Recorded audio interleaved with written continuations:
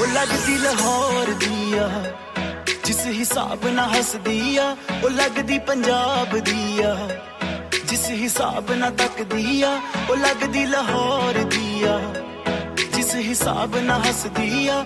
ਕੁੜੀ ਦਾ ਪਤਾ ਕਰੋ ਕਿਹੜੇ ਪਿੰਡ ਦੀ ਆ, ਕਿਹੜੇ ਸ਼ਹਿਰ ਦੀ ਆ, ਲੱਗਦੀ ਲਾਹੌਰ ਦੀ ਆ ਜਿਸ ਹਿਸਾਬ ਨਾਲ ਹੱਸਦੀ ਆ, ਉਹ ਲੱਗਦੀ ਪੰਜਾਬ ਦੀ ਆ।